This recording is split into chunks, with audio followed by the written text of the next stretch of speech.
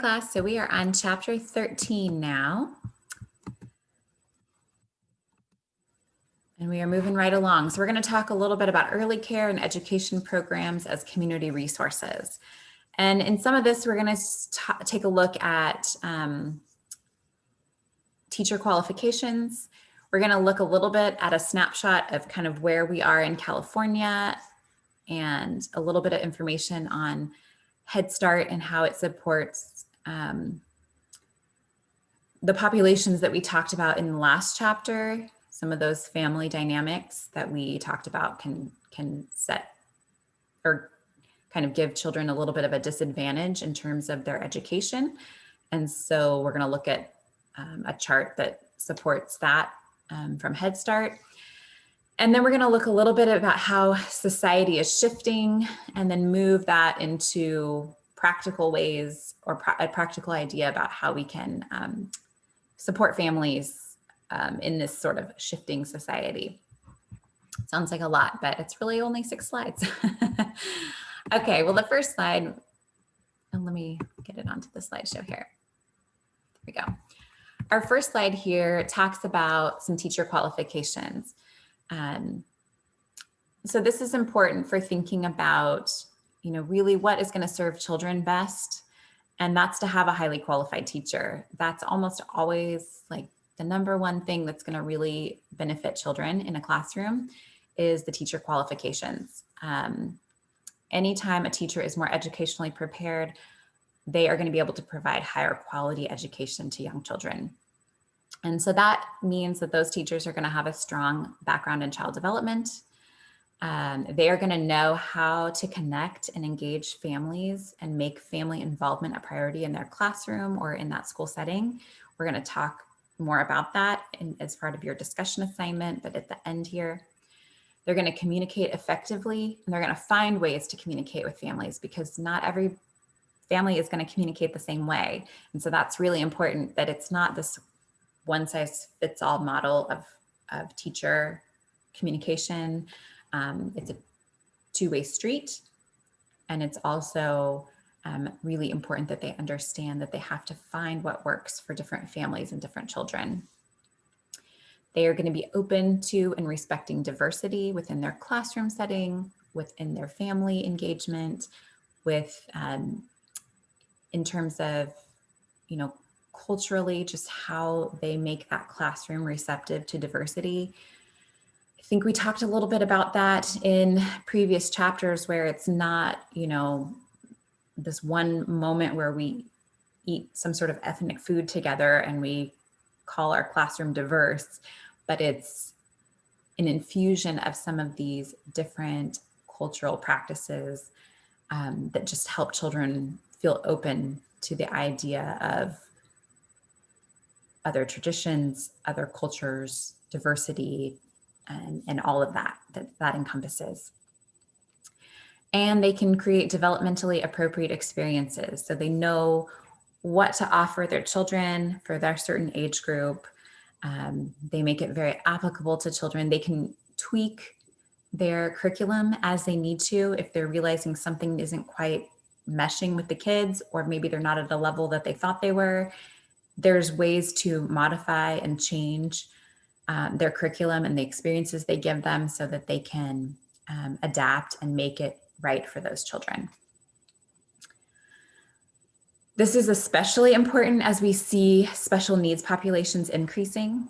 And whether they're increasing or not, or we're just able to identify more children this way, that might be more true to what is actually happening. But nonetheless, we need to be able to include children in classrooms that have special needs and make sure that the setting is appropriate for them as well, to give them rich experiences so that they can maximize their potential too.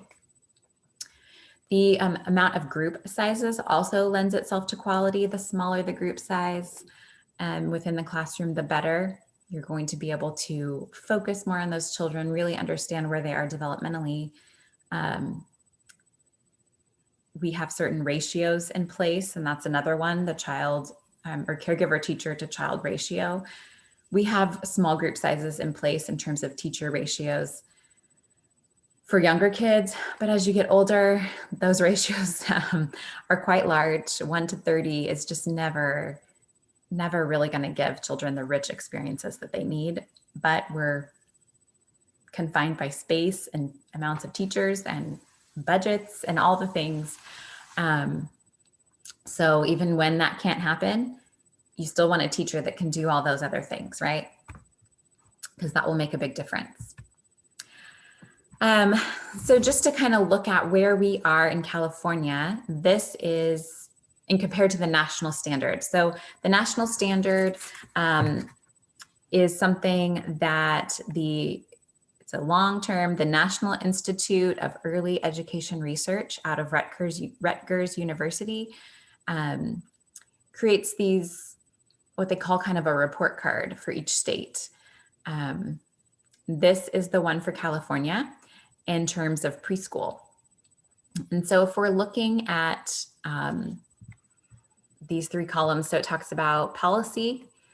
So what kind of is required or what is necessary or different, I guess, benchmarks in terms of quality standards here. Then we're looking, this next column is where California is.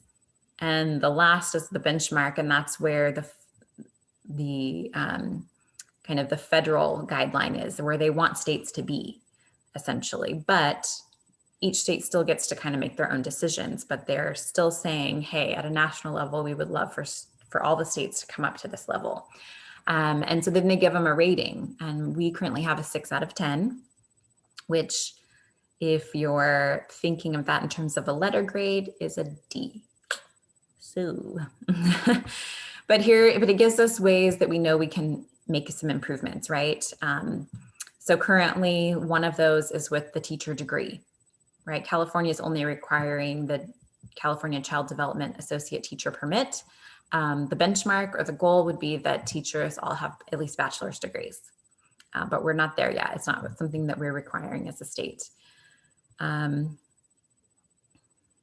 Assistant teacher degree, and I'm sorry I didn't notice this earlier, but I'm not exactly sure what HSD stands for. High school diploma? That might be, just popped in my head. So that might be what that is. Sorry, I lost my cursor here. There we go. This benchmark is CDA. And I don't know exactly what that means, but we don't have it. It's child development associate degree, maybe. I'll have to look into that. For staff professional development hours, it's 105 hours. So that's about 11 hours per year if it's for every 5 years. They're wanting teachers and assistants to all get at least 15 hours per year of professional development. So, you know, we're getting there, but we're not quite there yet. Maximum class sizes, no limit, right? 3 and 4 year olds, there's no limit. Now, of course, there are limits in terms of the size of the building and what the fire marshal says the limit is. But we don't currently have, for 3 and 4 year olds, we don't have a limit necessarily on a maximum class size, which, as we just talked about in the previous slide, smaller the class size, the higher the quality typically that teacher can provide each student. The national benchmark is for 20 or lower. And that, I mean, can you imagine 23 and 4 year olds? Of course you'd want lower than that. But again, we're not there yet. And so, but then you can also see in areas where we've met that, those standards. So it's just kind of an interesting snapshot, and you can go on, you can look on this site and see all the different states and where they're at, and see the different ratings. So it's pretty interesting. This is not a great slide. I'm sorry, it's kind of a little bit blurry. I had to take a picture of it and then put the picture into the slides here. But this is a little snapshot on the characteristics or child and family characteristics that are attending California's Head Start programs. And I specifically want to just highlight attention here to where it says other child and family characteristics, because this is a little bit of what we talked about with chapter 12. And this is why Head Start essentially was created. Initially, preschool was kind of a half-day situation where families that had a stay-at-home parent, because you would need, somebody to take the child to and from school, were the only ones that could go. And so they've already got a stay-at-home parent, which puts them at an advantage. And now they're the only ones that can attend preschool because they have that parent that can come and pick them up. And so Head Start was created to serve a population that didn't have essentially the stay-at-home parent, or that served the needs of other community members. And if we look at some of the family backgrounds from last chapter, we see that a large majority of the recipients that are at Head Start or participants at Head Start are meeting the income requirement, which means they are, lower socioeconomic status. I think that says 64%. I'm sorry, or maybe 44, but close to half of parents or families are single parent families. Parent unemployment is also a major population, or a population that's served by Head Start. If we look up here for parent education level, many of them have lower education levels. And so if we think about those backgrounds from last chapter, this Head Start was really something that was developed so that we could serve and support those families that still need to find quality education for their children. Okay, now we're going to talk a little bit about shifting society. Your book talks a little bit about this too, and how just generationally the family dynamic is changing, and what that means for teachers in a classroom, what that means for caring for children in general in society. So if we go from our boomers through our millennials here, we're just looking kind of at that timeline. And I realize we're already into another generation, but during this shift from boomers to Gen X to millennials, we have now seen that a larger number of households are living in poverty. So poverty's on the rise, which seems crazy sometimes to think, because we feel like there's sometimes just so much money, right? Like we hear about billion-dollar industries and that are in, like, for movies or for beauty products or things like that. Just seems like how does the majority of the society live in poverty, and yet we have these things in the world that just make billions and billions of dollars? But it's true. A larger number of households, millennial households, are living in poverty. And that sets, if we think back to those family backgrounds before, that is a common theme amongst many of those backgrounds that are not ideal for student success. We're also seeing that parents are more likely to cohabitate rather than marry. And whether or not,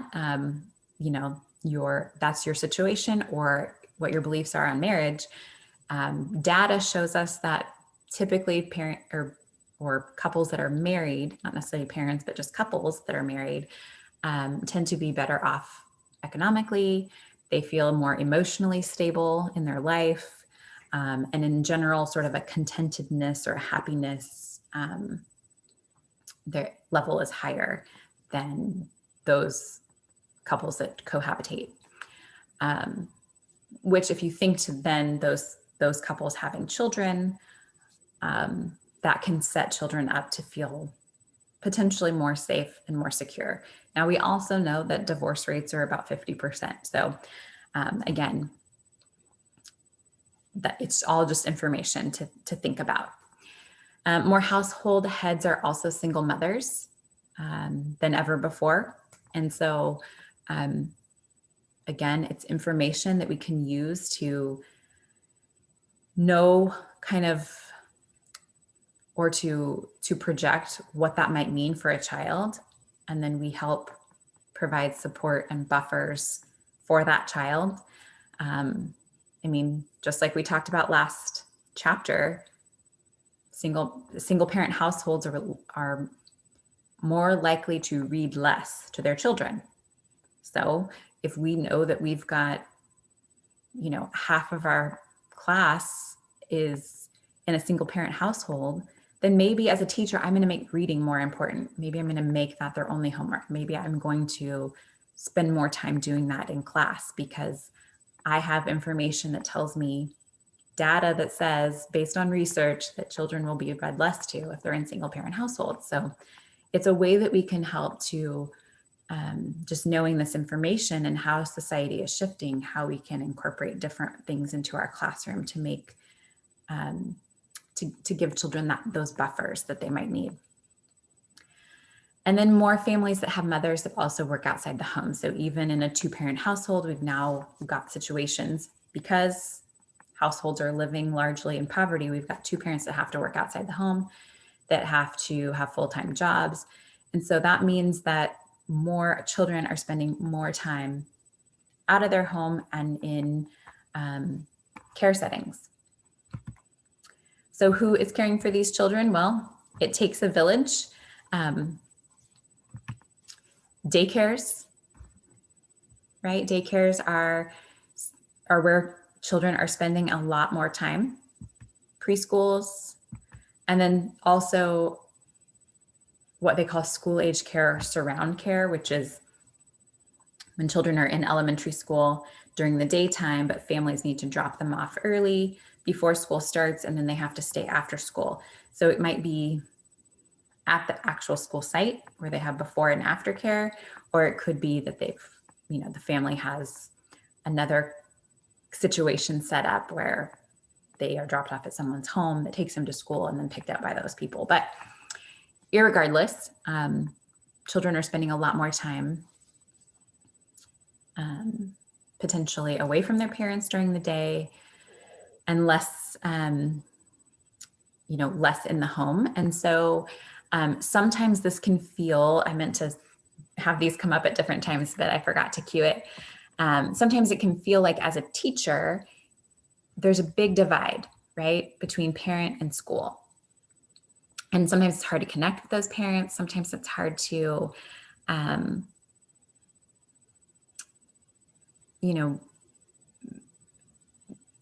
communicate with them, not knowing if you never see them at school, that can be a challenge too. And so trying to find ways to bridge this gap. Now, the other ways, it can happen the other ways too, right? Sometimes parents feel like they cannot get that child's teacher's attention. The teacher has 30 kids in the class. And so the parent is, trying to communicate. Sometimes it goes both ways, right? But one side usually feels like they're the ones trying to do the stretching to the other side. And it's just such a struggle. It's not working. What we really need to try to do is engage families in ways that they can connect. I mean, we can only think about it. I mean, if some of us are parents, we can think about ways we can connect with the teacher. But if you're going to be a teacher, you really have to, it's part of kind of the built-in fabric of your job is to figure out how you're going to connect with these parents to benefit the children. And so what we really want is to see ways that we're building a foundation, building a bridge to the family, but that also helps them want to meet us in the middle. And I think that there's lots of different ways to do that. That is actually your discussion assignment this week, is to come up with small ways that you can build bridges towards families, because you're going to have to, whether you're doing daycare or preschool or elementary school teacher, you're going to have to find ways to connect with the parents to benefit the children, to help engage them and to help be that buffer if their family dynamic is one that maybe puts that child at risk for less educational advantage. And so we need to come together with parents, and we need to work towards engaging them so that they want to come back and meet us in the middle. And that requires really good communication skills. It requires a really positive attitude, which, you know, there are days where that can be hard. This TED Talk link here, and it's also linked in your discussion because it's what you're basing your discussion assignment out on, really has just a lovely teacher that is sharing her very simple example of how she connects and engages with family. And so you're going to use that as a model for how you're going to think about small ways that you can help bridge this gap between schools and parents. Because we know that society is shifting. We know that there are going to be more stressors and more factors that are making it harder on parents to be parents. But that sets children up for less educational success. And so we want to really think about how we can connect. And so that's what your discussion assignment is on for this chapter. So please take a look at this TED Talk.